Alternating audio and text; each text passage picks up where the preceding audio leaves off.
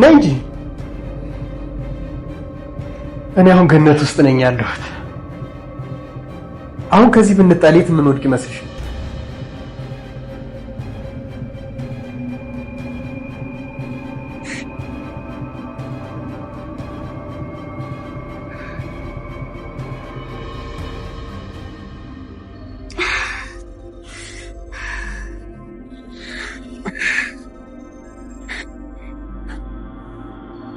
ለመጨረሻ ጊዜ ነው የምጠይቅሽ።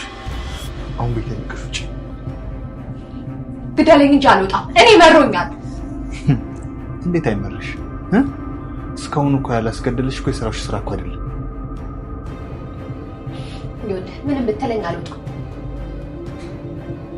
ስሚ፣ ይልቁንስ እስካሁን በህይወት የቆየሽው በእኔ ትዕግስት መሆኑን እንዳትረሺ። ቆይ እኔ ምን አልኩኝ? ይሄን ያክል ምን አደረኩኝ? እኔ እንደ ድሮ አብሬያችሁ ልኖር፣ እንደ ድሮ ጠብቀን በቃ ይቅርታ አድርግልኝና እነዚህና የሚያቀዱትን እቅድ አንድ ላይ እንጋፈጥናል። እዚህ ጋር ተጋደልን ምን አመጣው? ለምን ስለሞት ታወራለህ? ይሁን አንቺ የሰራሽውን ስራ ማሰርተሽ እንደዚህ በይቅርታ የሚታለፍ ምንም አይነት ጥፋት የለም። ስሚ፣ ከዚህ ቤት አስከሬንሽ እንዲወጣ ነው አይፈለግሽም? ይህ ችግር አለ ይወጣ ኦኬም አትጥቀኝ እንጂ መጨረሻ እንደዚህ ሆነ ይመስገን።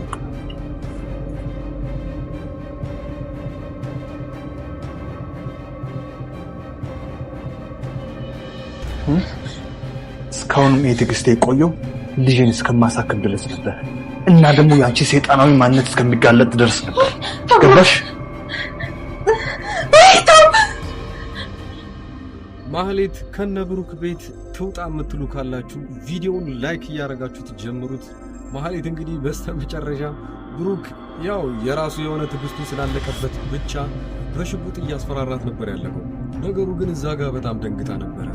ማህሌት እያለችው ያለችው ነገር ቢኖር ብሩክ እኔ አንተን ላግዝህ፣ ያው ዝና ከዚህ ቤት እንድገባ ያደረገኝ በግድ አስፈራርቶኝ ነው። ከዚህ ቤት ተመልሼ መውጣ ከሆነ እዛም ይገለኛል፣ እዚህ ደግሞ እናንተ ብትገሉኝ ይሻላል ብላ ነው ራሷን ቆራጥ አድርጋ ከዛ ቤት አልወጣም ያለችው። በዛ ላይ እነሱ የሚተኙበት አልጋ ላይ ተኝታ ቀኑ ሙሉ እዛ እየዋለች፣ ነገር ግን ከዚህ ቤት ልወጣላችሁ የምችለው ገላችሁን ብቻ ሲሆን ነው። ያ ደግሞ ምክንያቴ ከዚህ ቤት ከእናንተ በወጣም እዛ ዝና ያለምንም ርኅራኄ ይገለኛል።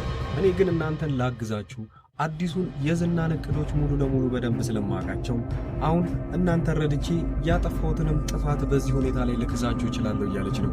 እውነት አምኗት እንደዚህ ሊቀበላት ይችላል ወይንስ እንዳለው ብሩክ በቆራጥነት ከዛ ቤት ሊያስወጣት ነው? ሌላኛው ሞገስ ትልቅ ችግር ውስጥ ገብቷል። አሁን ላይ ፍቅረኛው ያው ሉላ ትልቅ ችግር ውስጥ እንዳለች ከረፈደም ቢሆን ካወቀ በኋላ ግን ነገሩን ሊያተርፋት ቢፈልግም ስልኳን ዘጋግታ የት እንዳሉም ጭምር አላወቀም እስካሁን ድረስ። ታዲያ ይህ ጠበቃ ተብዬው መጨረሻ ላይ ቢገባውም ግን እሷ ላይ ትልቅ ጫና ስለፈጠረባት ብቻ ላይ ሉላም በስተመጨረሻም ተስማምታ የቀጠራ ቦታ ድረስ ትሄዳለች። ይሄም ደግሞ ሊፈጠር የቻለው ሉላ መጀመሪያውኑ ክብሬን ለዚህ ነገርማ አልሸጥም ብላ ነበረ። ሉላ መጀመሪያ ሞገስ ሊያጣ የሚችለው ነገር በግልጽ ባትነግረውም ግን ነገሩ ሀብትና ንብረቱ ባይመለስልን ምን ይፈጠራል ብላ ነበረ ጥያቄ ያቀረበችለት። ያኔ እንደመለሰው ከሆነ ሀብትና ንብረቱ ከአንቺ በኋላ የሚመጣ ነገር ነው፣ አንቺን መቼም ቢሆን አላስመለጥም ብሎ ከነገራትም በኋላ ሉላ ድጋሚ ያ ጠበቃ ድጋሚ እንዳስፈራራትና በዛ ላይ ሽጉጡ እነ ብሩክ ወይም እነ ሞገስ እጅ ላይ ስላለ በእሱ ሁኔታ ላይ ከሷቸው ሙሉ ለሙሉ እስር ቤት እንዲገቡ ማድረግ እንደሚችል ከነገራት በኋላ ግን ትፈራለች። ሉላ ይህንን ሁሉ ካደረገ በኋላ ግን ያው እነ ቅድስት እነ ዳጣ እንደሚያቆም ጭምር ታውቃለች። ዳጣ ታዲያ አሁን ላይ ሞገስ ምግብ አንድ ላይ በሚበሉበት ሰዓት ላይ አንድ ላይ ተቀምጠው ሚስትህ ወይንም ፍቅረኛ ለምን እንደተጨነቀች ጠይቃት ታውቃለህ ወይ? ለምን አትረዳትም? እሷ ይህን እውነት የደበቀችህ አንድ ትልቅ ነገር አለ ብላ ዳጣ ሳታስበው እውነቱን ተነግሯለች።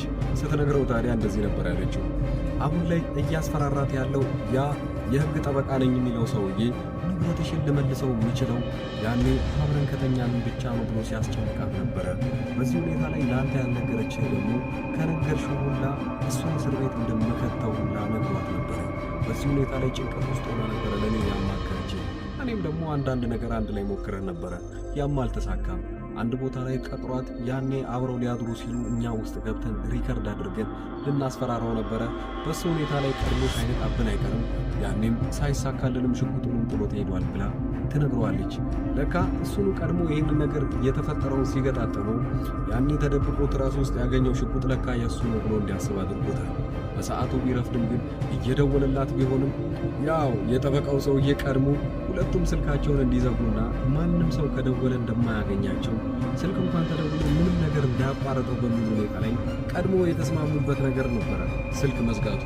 በሁኔታው ላይ ግን ያኔ ያሉበት ቦታ ባይታወቅም ትንሽ ከጠጣ በኋላ ሰውየው ነይ አሁን ወደ ክፍላችን መግባት ይኖርብናል ብሎ ነበረ በግድ ይዟት የገባው። እዛም ቁጭ ባሉበት ሰዓት ላይ እሷ አሁንም ቢሆን ሙሉ ለሙሉ እርግጠኛ አይደለችም። ጥዬ ልውጣ የሚል አይነት አዝማሚያ ውስጥ ነበረች ሉላ። በዚህ በኩል ደግሞ ሞገስ የትኛው ቤት ትሄዳለች ወይም የትኛው ሆቴል ልትሆን ትችላለች ብሎ እዛም እዚህም እየፈለገ ያለው ከዳጣ ጋር ነው። ታዲያ ቀጣዩ ክፍል ላይ ሊያድናት የሚችለው በምን መልኩ ሊሆን ይችላል? የራሳችሁን ሀሳብ ኮሜንት ላይ ያስቀምጣችሁ። ሌላው ደግሞ የዝናንና ዝና አስሯት የተቀመጠችውን ልጅ ስለነሱ እናውራ። እሷን ሳይወዳት አይቀርም። ታዲያ ቢያንስ ነገሩ ባይሳካለትም እወድሻለሁ በይኝ እያለ ቢያስፈራራትም እሷ ግን እሱን ከመጥራት ይልቅ ሞቷን እንደምትመርጥ እየነገረችው ምን ያህል ትዕቢተኛና ኩራት እንደሆነች እያየ መጥቷል። ታዲያ ዝና በስተመጨረሻም ቅር ያለው አንድ ነገር አለ። ካሌብ ሞሲሳ የሚባለው ሰውዬ እሷን ልጅ እንዲያመጣለትና አሁን ትዕቢተኛ በመሆኗ ብቻ ሊያያት እንደሚፈልግ ወይንም ደግሞ እኔ ልኳን አሳያታለሁ ብሎ እንዲያስብ አደረገው። ታዲያ በዚህ ሁኔታ ላይ ዝና ቅር ያለው ነገር በጣም ስለሚወዳትና ከሱ እንድትርቅ ስለማይፈልግ ብቻ ብዙ ምክንያቶችን ለካሌብ ሞሲሳ ሲነግረው ነበረ። ለካሌብ ሞሲሳ ቃል በቃል ሲለው የነበረው እቺ ልጅ በጣም ትዕቢተኛ ነች፣ አሁን አርግ ያልኳትን እንኳን ማድረግ አልፈልግም፣ መገረፉላ አይደለም ስንቴ ልታመልጠው ሞክራለች፣ እቺ ልጅ ትቅርብህ እያለ ነገሩን ሀሳቡን ሊያስቀይረው ቢፈልግም ግን እንደውም ካሌብ ሞሲሳ በዚህ ሁኔታ ላይ አስቸጋሪ ሴት በጣም ነበር የምትመቸኝ፣ እሷን ደግሞ የባሰ ትኩረቴን የሳበችው እንደዚህ አስቸጋሪ በመሆኗ ምክንያት ነው። ታዲያ ባልኩ ጊዜ እሷን ይዘህልኝ እንድትመጣ ፈልጋለሁ፣ በዛው ነፃነቷን በአጭር ጊዜ ውስጥ ታወጃለች ይላል። በዚህ ሁኔታ ላይ ዝና ተስፋ ይቆርጥና ወደ ልጅቷ ይመለሳል። እንኳን ደስ አለሽ ይላታል። ልጅቷ ባይገባትም እንኳን ደስ አለሽ ያልከኝ በጊዜ ልትለቀኝ ነው ወይ ብላ ስትጠይቀው ዝና ግን ነገሩ እንደዛ ባይሆንም ብቻ ይሄ እዚህ የምትቆዩና የምታድሩ ነገር በጊዜ ሁኔታ ላይ ሊቀየርልሽ ነው፣ በሞትም ባይሆን ሌሎቹም አስቢያቸው። አሁን ሁለት አማራጭ ነው ያላቸው እንዳንዳንዳቸው። የመጀመሪያው አማራጭ አርባ የተባሉትን የሚያረጉ ሰዎች በጊዜ የሚወጡ ይሆናል። እንዳንቺ ግን ጥጋባቸውን የሚወጥሩ ሰዎች አብዛኞቹ ሞተዋል። አሁን እዚህ ስትገቢ ብቻሽን እንዳልነበርሽ ታውቂያለሽ። እያንዳንዳቸው የሚገባቸውን አግኝተዋል። አብረውሽ የነበሩት ሰዎች ግማሾቹ ሞተዋል። አርቡ የተባሉትን ያረጉትና ብልጦቹ ግን ተርፈው ከዚህ ወጥተዋል ብሎ ነበር ያስረዳት። ይህንን ሲላት ልጅቷም ግን አሁን ድረስ በአቋሟ እንደጸናች ነው። አንዳችም ቢሆን ክብሯን መሸጥ እንደማትፈልግና እዚህ ሁኔታ ላይ ቤተሰቦቿንም ልታሳዝን እንደምትችል ከገደሏትም እንዲገሏት ነው አሁን ላይ አማራጩ። ድፍረቷን በዚህ መልኩ ካሳየችው በኋላ ዝና እንኳን ለካሌብ ሞሲሳ ሲያስረዳው እንደነበረ ልጅቷ ሞትን እንኳን አትፈራም ነበር። ሌላው ነገር የኤፍራታና የማህሌትን ጉዳይ እናንሳ።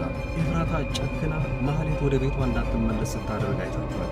ለምን በዚህ መልኩ ልትጨክንባት ቻለች? ማህሌት እኮ የምትበላው ምግብ እንኳን አሁን ላይ የላትም።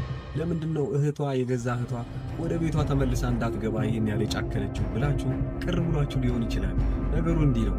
ለካ ዝና ኤፍራታን እያስፈራራት የነበረው ወደዛች ቤት ማህሌት ከተመለሰች ወይ እህትሽ ከተመለሰች አንቺ የመጨረሻሽ ነው የሚሆነው ብሎ ነበር ሲያስፈራራት የነበረው።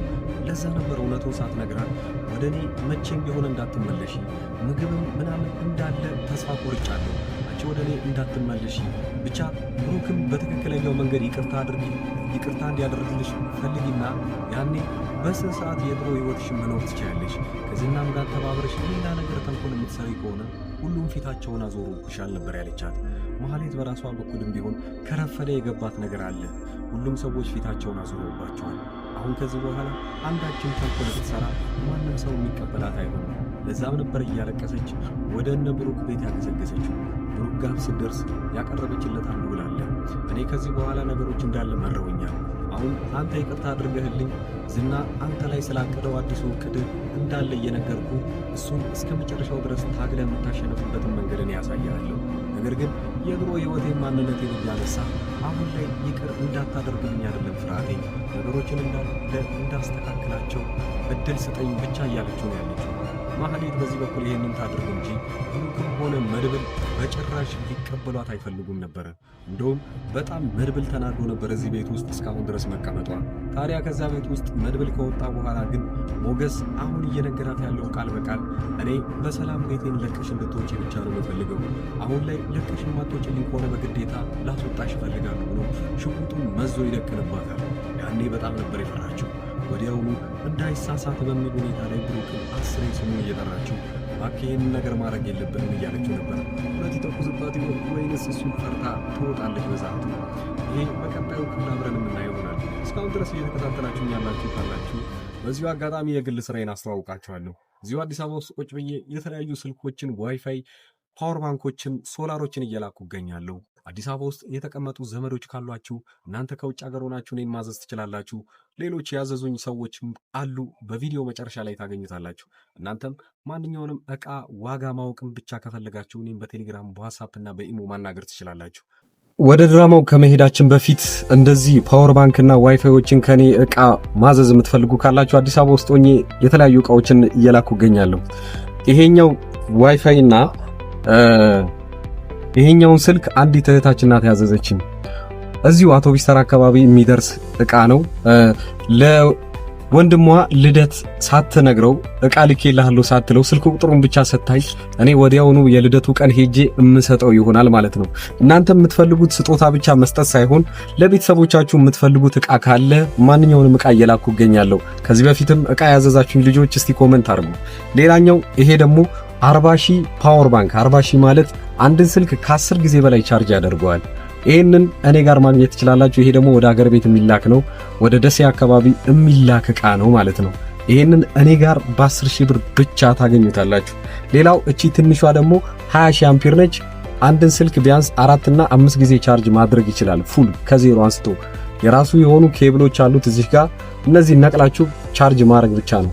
የአይፎን የሰፊው ስልክና የታይፕ ሲ ቻርጀር አለው። በዚህ በኩልም የራሱ አለው። ፐርሰንት እዚህ ጋር ያሳያል።